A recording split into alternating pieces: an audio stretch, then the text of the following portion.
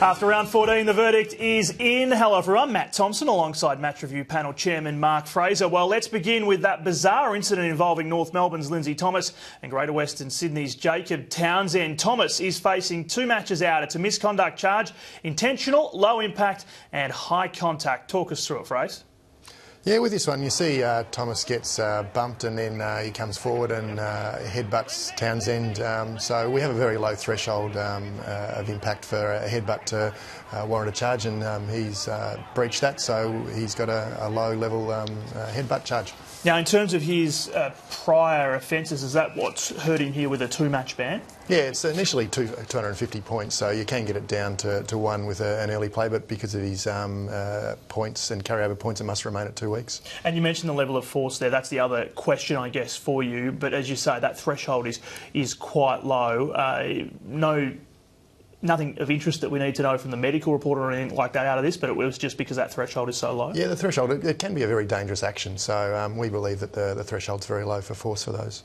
All right, now to Geelong's Joel Corry, charged with tripping Freo's Daniel Pearce. He can accept a reprimand. This is reckless, low impact and body contact.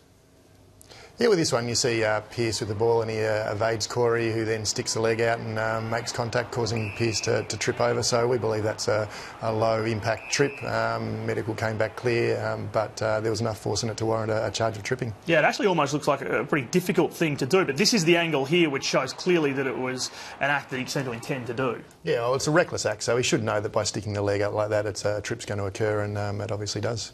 All right, Fremantle's Zac Dawson has been charged with striking Matthew Stokes. He too can accept a reprimand. This one's been judged negligent, low impact and high contact.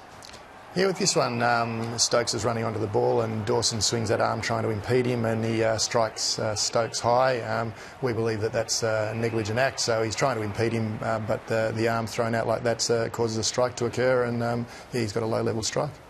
OK, and just finally, one more to look at. This is Sydney co-captain Kieron Jack. He's been cleared over this contact with Carlton's Andrew Walker. Talk us through this one. Yeah, this was an interesting one. You see with that the result with Walker ending up on the ground, but he actually slips as he's going into the contest and also gets pushed by Bird into the contest, and then there's the contact by Jack. So Jack jumps up, turns his body, which is not a great action, but you can see there that there's body contact and then he makes the slight head contact. We didn't think there was a report on 2 levels. First of all, because of the push and the slide, that makes it circumstances outside of the control, and also the level of force with the high contact. We didn't think there was enough in it.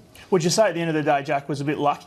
Oh yeah, absolutely. By jumping up into a contest like that, there is the potential there for some damage and to make the high contact, so he's a bit lucky with this one. And in terms of the slip, could you potentially put that down to the conditions as well? I mean, obviously deplorable conditions. Oh, that's the conditions, yes, but and that becomes a bit of a circumstances outside of your control when a player slips down into that instance. All right, Mark, thank you very much. Appreciate it. Thanks, Matt. Mark Fraser with us, the chairman of the MRP. A full text report of all this week's incidents can be found online here at the website. The deadline to challenge is 11 a.m. Eastern Time on Tuesday. For now, thanks for watching.